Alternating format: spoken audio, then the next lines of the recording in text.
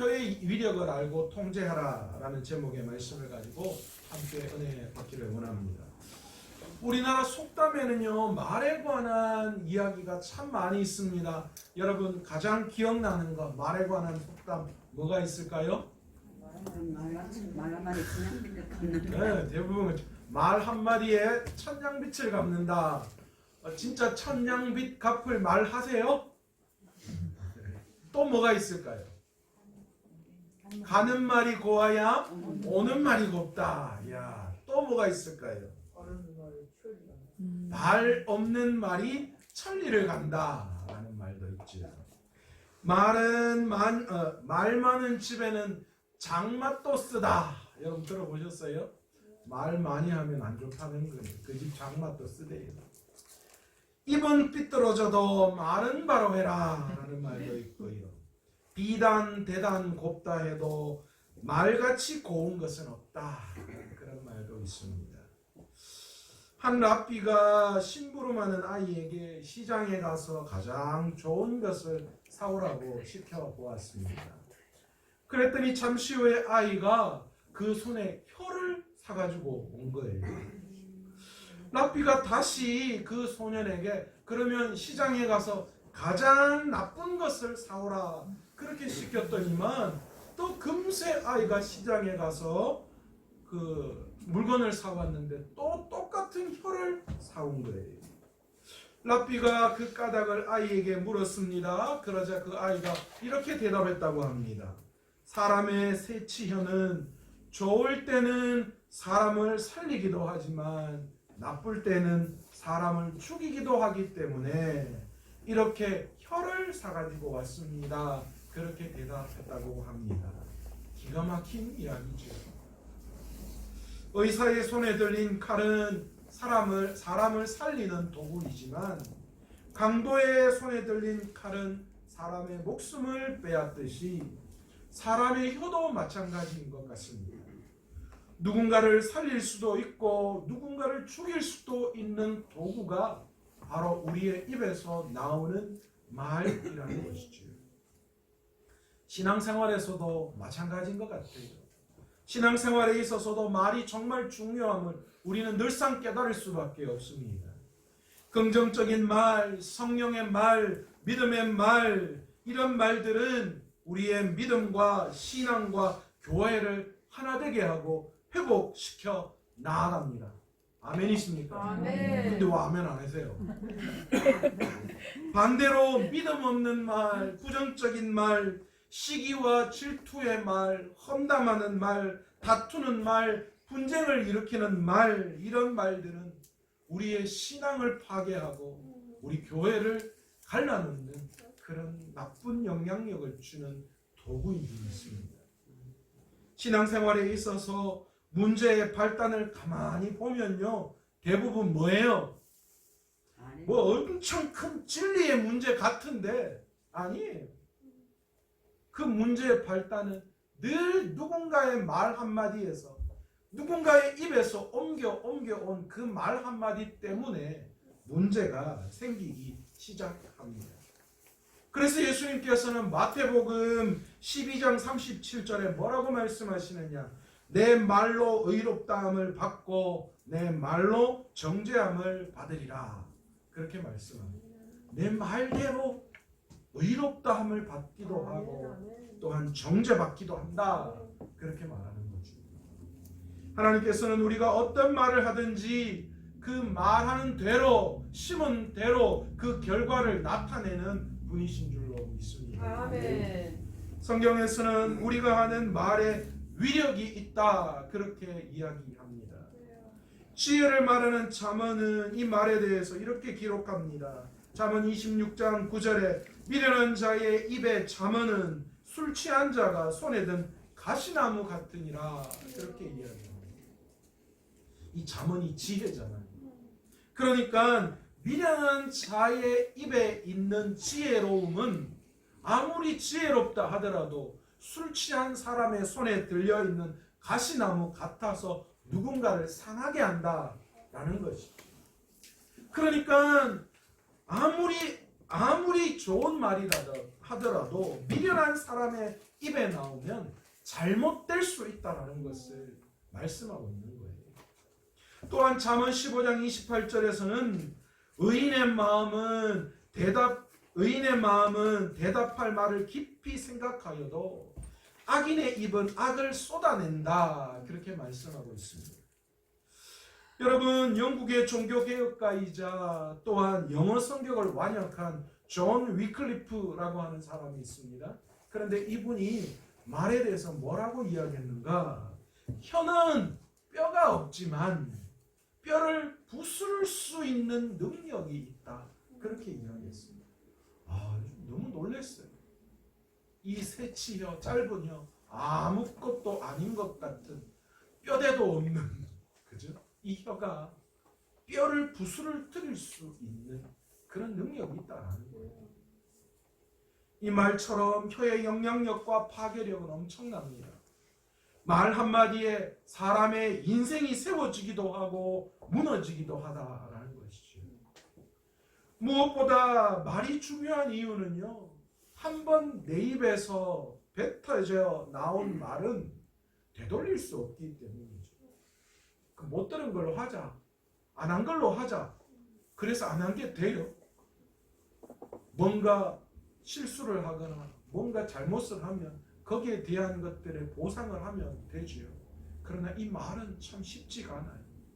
이 말은 한번 들어놓으면요, 그냥 없는 걸로 하자, 잊혀진 걸로 하자, 그럴 수 없는 거예요.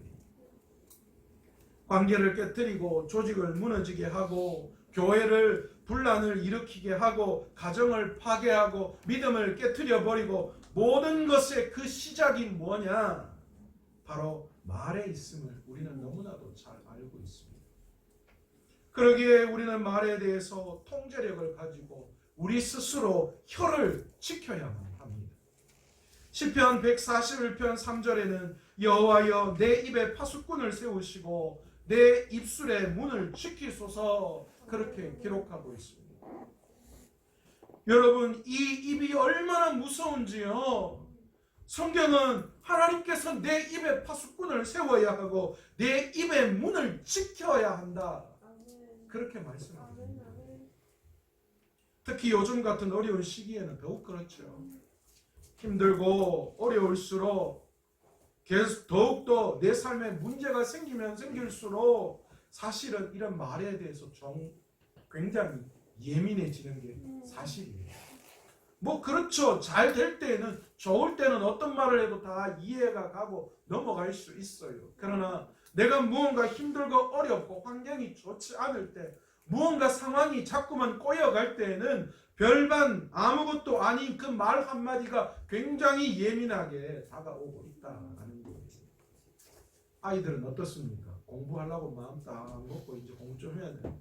공부 좀 해라! 그러면 그 말 한마디에 에이씨 안 한다고, 그런 감정이 확 생기고, 좀 치우려고 막 하는데 안 치우고 뭐하나? 하면 그 말에 상처 입죠.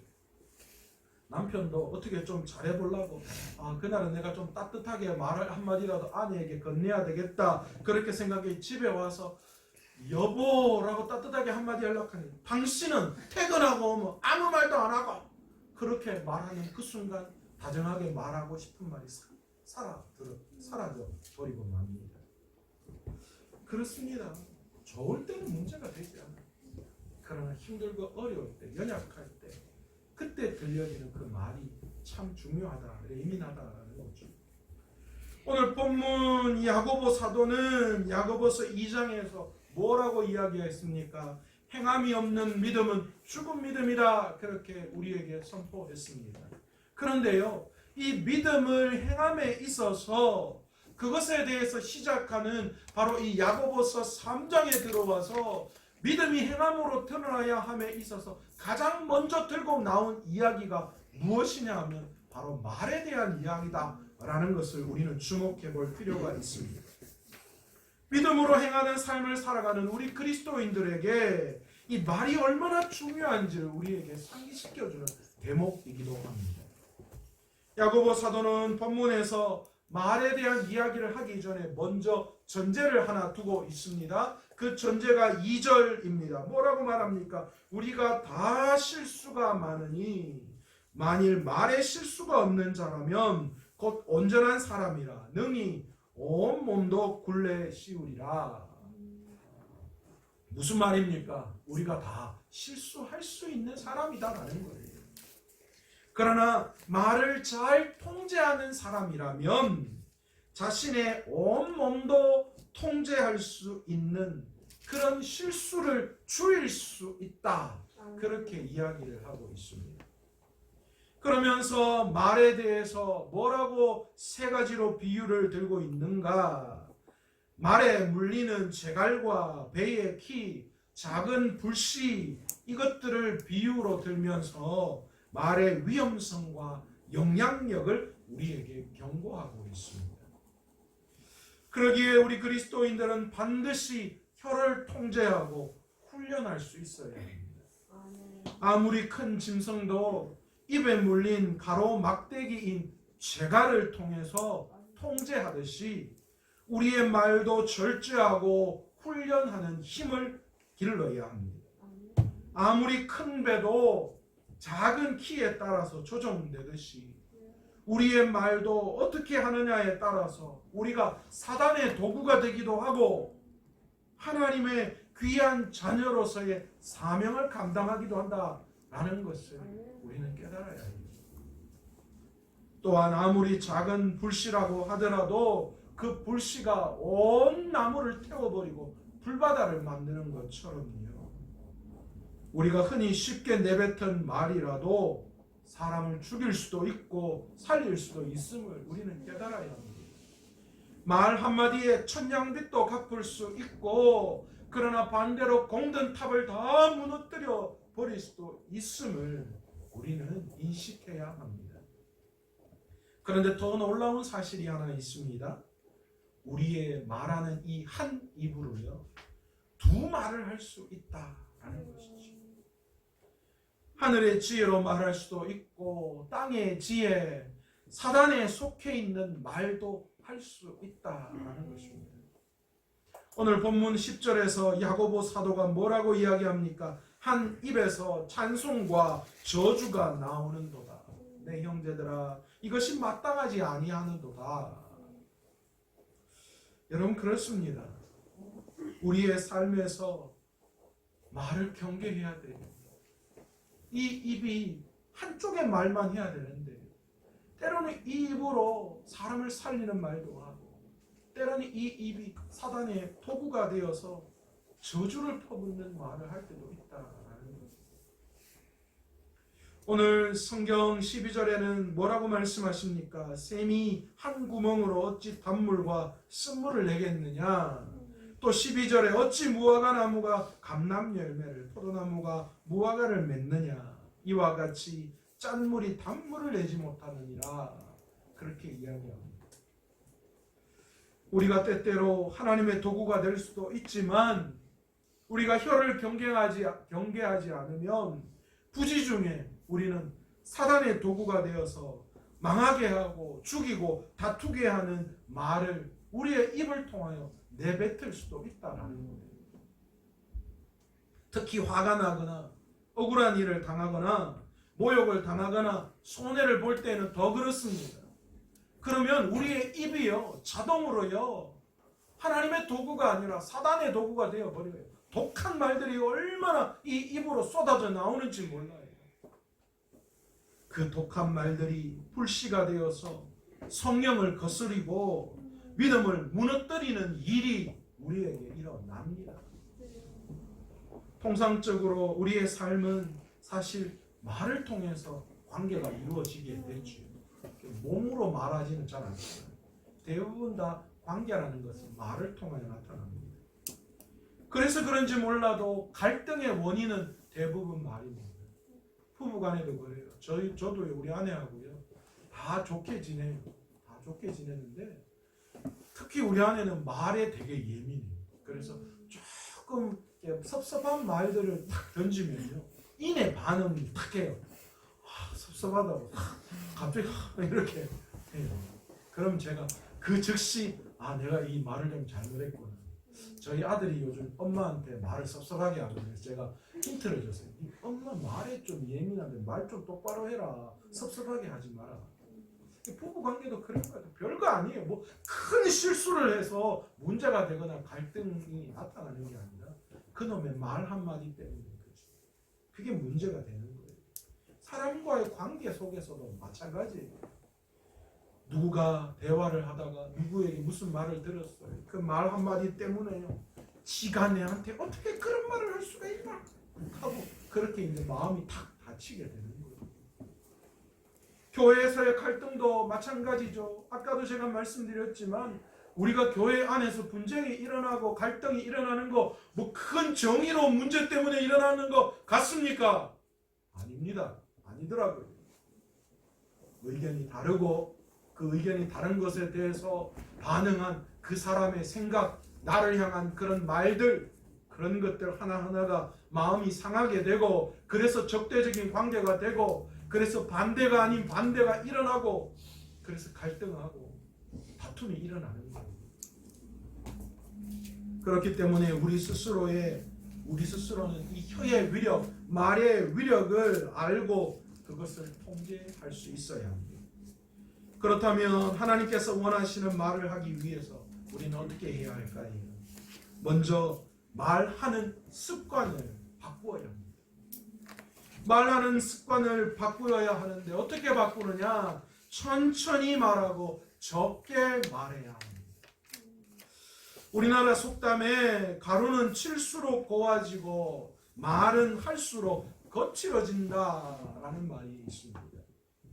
말을 많이 하면 그 말 속에 실수가 나타날 수밖에 없어요. 여러분 주위에 잘 보세요. 말 많은 사람들은 늘 구설수에 오를 수밖에 없다라는 거죠. 적게 말을 한다라는 것은 대화하지 말라 그런 말이 아닙니다. 말을 해야 할 때와 하지 말아야 할 때를 잘 구별해야 한다라는 뜻입니다. 말을 하지 않아야 할 때 튀어나오는 말, 그 말이 누군가의 그 말 때문에 누군가는 상처를 입게 되고요. 누군가의 말을 끝까지 듣지 않고 튀어나온 말은 그 모두가 다 실수를 자아낼 수 있고 관계를 거칠게 만들 수 있다라는 것을 우리는 알아야 합니다. 따라서 우리는 스스로 우리가 어떨 때 어떤 말을 해야 할지 말할 때와 하지 말아야 할 때를 잘 깨달아야 합니다. 때로는 자기 자랑, 자기 생각을 주체할 수 없어서 참지 못해서 튀어나오는 말들이 있어요. 막 내가 더 말하고 싶고 해서 막 말이 나오는 거예요. 그럴 때 나오는 말이 문제가 돼요. 때로는 빈말 때문에 문제가 될 수도 있어요. 여러분 빈말이 뭡니까? 마음이 담기지 않은 말이에요. 목사님 요즘 너무 날씬한 것 같아요. 마음도 없으면서. 여러분 때로는 그런 빈말이 다른 사람에게 상처를 줄 수 있다라는 거예요. 때로는 듣는 사람을 한없이 피곤하게 하는 말도 있어요. 했던 말 또 하고 했던 말 또 하고 그것도 남 헐뜯는 말, 그 사람이 그랬대 계속 반복적으로 하는 말들이 있어요. 이런 경우도 있죠. 말을 해야 하는데 하지 않는 것 때문에 문제가 될 경우도 있다라는 거예요. 여러분 잘못하면 그것은 말을 거는 사람, 상대를 무시하게 되는 경우가 있어요. 여러분 그것도 문제가 되는 거예요. 그래서 적절할 때에 할 만큼 하는 말은 소금으로 간을 한 것 같고 또한 언쟁반을 구르는 옥구슬 같다 그렇게 표현합니다. 여러분 국에 소금 없이 먹어보셨어요? 그런데 적당히 소금이 들어가면 얼마나 맛있어요. 우리의 말도 때와 장소를 구분해서 그 말을 적당하게 할 때에 그 말이 얼마나 아름답고 얼마나 귀하게 그 말들이 사용되어지는지 몰라가는 거죠. 우리는 말을 느리게 해야 합니다. 이 말은 말을 더듬거나 천천히 해야 한다라는 그런 문자적인 말이 아닙니다. 특별히 격하고 급한 마음, 때로는 붕괴하고 상처 입은 마음으로 걷잡을 수 없이 뿜어져 나오는 그 말들의 제동을 걸어야 한다는 말이에요. 여러분, 이렇게 마음이 격하고 격양될 때에 나오는 그 말은 좋은 말 하나도 없어요. 도움되는 말 하나도 없어요. 여러분, 그럴 때 먼저 하나님 앞에 기도하십시오. 내 마음속에 부글부글 무언가 끄글러 올라서 뭔가 한마디 확 내뱉고 싶을 그때 여러분 마음속으로 기도하십시오. 하나님, 내 입술에 파수꾼을 세워달라. 그리고 하나님이 원하시는 말을 할 수 있도록 해달랍니다. 그렇게 말을 가라앉히고 객관적으로 말할 때에 그 말이 덕이 되어지는 거예요. 아차하는 순간 내 마음속, 내 입속으로 터져 나오는 그 말들이 너무나도 깊은 상처를 남길 수 있다라는 것 우리는 알아야 합니다. 바로 그 한순간의 급한 말 때문에 지금까지 쌓아 올린 봉든탑이 다 무너지는 거예요. 관계가 다 사라지는 거예요. 말을 더디한다는 것은 그래서 뜨거운 온수에서 나오는 그 물로 말미암아 손과 또 여러 가지 신체를 대는 그 순간 수도꼭지를 콱 틀어 잠그는 것과 같다는 거예요. 또한 격한 말들을 참는 동안 우리에게 주어지는 시간은 마치 사진을 현상할 때 처음에는 희미하게 보이지 않지만 나중에 또렷하게 보이는 것처럼 내 마음속에 일어나는 격한 감정으로 터져나오는 그 말을 수도꼭지처럼 꽉 잠글 때에 나중에 또렷하게 선명하게 그 상황을 볼 수 있는 눈을 가질 수 있다는 거예요. 격한 말들 앞에서 묵묵히 참고 인내할 때 얼마나 그 사람이 위험 있게 느껴지는지 몰라요. 어떤 상황에서 쉽게 막 바르르 말하는 것보다 묵묵하게 입을 닫고 참아내는 걸 볼 때 참 대단하다 느낄 수 있는 거죠. 또한 말을 우리는 천천히 하고 또 적게 하는 것도 중요하지만 말을 부드럽게 할 수 있어야 합니다. 말을 부드럽게 한다는 말 속에는 성령의 은혜를 담아 말해야 한다라는 뜻이 포함되어져 있습니다. 모두가 한결같이 격분하여 그 어떤 대상을 향하여서 독을 품어낼 그때에 예수님은 그 상황에서 어떻게 하셨습니까? 너희 중에 죄가 없는 자가 먼저 돌로 치라, 그렇게 말씀하셨어요. 예수님의 말씀은 조용했지만 부드러웠고 얼마나 온유하고 얼마나 강력한 말씀이었는지 몰라요. 말로 저주를 퍼붓는 상황 속에서 나오는 뜻밖의 부드러운 말은 성령의 능력을 드러내주기에 충분합니다. 바로 그럴 때 예수님의 십자가의 은혜와 사랑이 전달될 수 있는 것이죠. 그것이 세상 사람들과 성령의 인도하심을 받는 우리 그리스도인들이 다른 거예요. 아멘. 세 번째로 우리는 긍정적인 말을 할 수 있어야 합니다. 아멘. 아멘. 시편 109편 17절에서 18절에 보면 그가 저주하기를 좋아하더니 그것이 자기에게 임하고 축복하기를 기뻐하지 아니하더니 복이 그를 멀리 떠났으며 또 저주하기를 옷 입듯 하더니 저주가 물같이 그의 몸속으로 들어가며 기름같이 그의 뼛속으로 들어갔나이다. 다윗이 원수들을 향하여 한 말이에요. 여러분, 부정적인 말 하지 마십시오. 우리의 혀가 부정을 말할 때 그 부정적인 것을 통하여서 우리의 말이 시기와 질투, 저주가 담기게 됩니다. 그렇게 될 때에 우리 안에 머물러야 할 복이 어떻게 되는 거예요? 떠나가 버리고 만다라고 하는 거예요.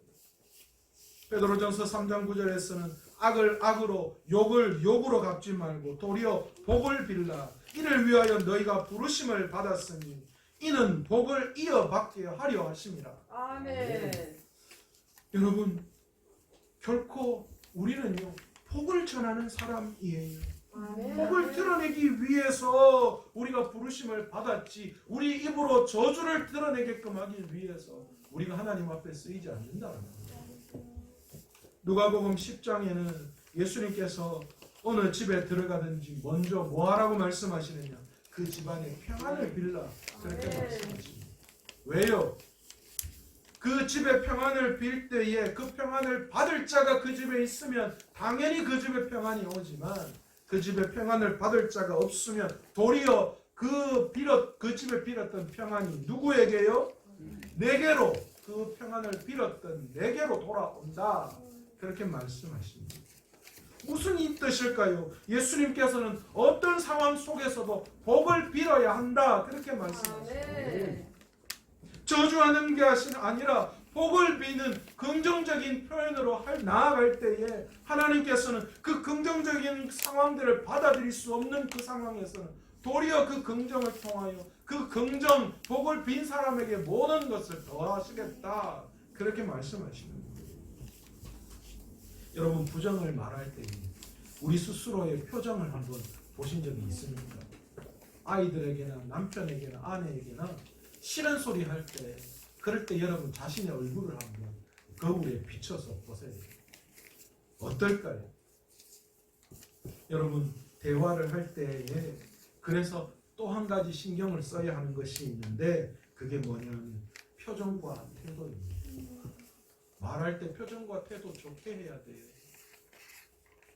그리고 경청하고 수용하는 태도를 가져야 합니다. 그래야 진짜 내 입으로 좋은 말, 복된 말, 평안의 말이 쏟아져 나올 수 있는 아멘. 것이죠. 아멘. 여러분, 공동체 안에서 호감을 주는 사람들의 특징을 한번 가만히 보세요. 그 얼굴이 어떤지. 유머가 있고 긍정적이고 늘 웃는 사람이에요. 반대로 공동체 안에서 비호감을 주는 사람 보십시오. 늘 인상 팍 쓰고 있고 말도 안 하고 웃지도 않고 그런 사람들은 비호감을 주는 사람입니다. 우리의 언어에 긍정적인 마음, 이미지, 경청과 수용의 태도를 담아야 합니다. 여러분, 우리 스스로 이렇게 좌우를 바라보시면서 우리 이렇게 한번 연습했으면 좋겠습니다. 반갑습니다. 고맙습니다. 연습하세요. 반갑습니다. 고맙습니다. 감사합니다. 잘하셨습니다. 감사합니다. 잘하셨습니다. 아이고, 그러셨군요. 아이고, 그럴 수도 있겠군요. 그럴 수도 있겠군요. 이해가 됩니다. 이해가 됩니다. 저는 괜찮습니다. 저는 괜찮습니다. 사랑합니다. 축복합니다. 사랑합니다. 축복합니다. 어색하죠? 아니요. 우리가 그만큼 그런 언어에 익숙하지 못하다는 거예요. 여러분, 이런 언어를 우리는 뭐라고 이야기하느냐? 생명을 살리는 언어다. 그래서 생명 언어라고 이야기해요. 아멘. 여러분, 우리의 입은요 생명 언어로 가득 차야 돼요. 아멘. 생명을 살리는 언어로 가득 할 수 있어야지. 아멘. 오늘 이 시간부터 우리 교회 성도님들은 생명을 살리는 언어만 할 수 있는 저와 여러분 되시기를 원합니다. 아멘. 그 뭐 다른 사람 지적하고 싫어하는 거 이런 거 말 안 하셔도 돼요. 굳이 뭐 하려고요? 뭐 하려고 내 입을 더럽혀요. 좋은 말만 해도 됩니다. 아멘. 아멘. 여러분, 생명 언어 만나면 감사합니다, 사랑합니다, 이해합니다. 그럴 수 있죠. 저는 괜찮습니다, 축복합니다. 그런 말만 하기에도 부족한 시간이에요. 크게 두 번째로 우리는 성령 안에서 말하는 훈련을 해야 합니다. 기도하고 난 후에 주님이 말하게 하심을 따라 말해야 한다는 거죠. 아멘. 기도 없이 생각 없이 내뱉는 즉흥적인 나의 말 한마디가 사랑하는 아내와 남편 그리고 자녀들에게 그리고 내게 속해 있는 공동체에 상처를 줄 수 있습니다. 여러분, 말하는 대상을 낙심하게 하는 것은 다른 말로 성령을 근심하게 하는 것입니다. 그러므로 악담하거나 한 영을 낙심케 하거나 심술 굽고 불쾌한 태도로 여러분 말하지 마십시오. 속내거나 가시돋친 말, 남을 멸시하는 태도로 절대 말해서는 안 됩니다. 성아가 그지? 상대방의 믿음에 유익이 되는 말, 복된 말, 친절한 말, 아멘. 지적이나 정죄가 아니라 은혜를 끼치는 말 하십시오. 아멘. 아멘. 그것만으로도 충분합니다. 에베소서 4장 29절에서 32절에서는 무릇 더러운 말은 너희 입 밖에도 내지 말고 오직 덕을 세우는데 소용되는 대로 선한 말을 하여 듣는 자들에게 은혜를 끼치게 하라. 아멘. 하나님의 성령을 근심하게 하지 말라. 그 안에서 너희가 구원의 날까지 인치심을 받았느니라. 다른 말로 이야기하면 듣는 사람들에게 은혜를 끼치는 말을 하지 않은 것, 그것이 성령을 근심하게 합니다. 내가 다른 사람에게 은혜를 끼치는 말을 하는 건 성령이 기뻐하시는 것이다라는 거죠. 아멘. 여러분, 우리가 잘 알고 있는 이사야의 고백, 우리는 너무 잘 알고 있죠. 이사야 6장 5절에서 8절에 이사야는 자신을 뭐라고 이야기합니까? 나는 입술이 부정한 사람이다, 그렇게 고백하고 있습니다. 그랬더니만 스랍들, 그러니까 천사가 부젓가락으로 제단에 핀 숯을 가져다가 어떻게 합니까? 이사야의 입에 댑니다. 그러면서 뭐라고 고백합니까? 보라, 이것이 내 입에 닿았으니 내 악이 제거되었고 내 죄가 사하여졌느니라. 그렇게 천사가 선포했어요. 그 일이 있고 난 다음에 이사야의 귀에 들리는 주님의 소리가 있었습니다.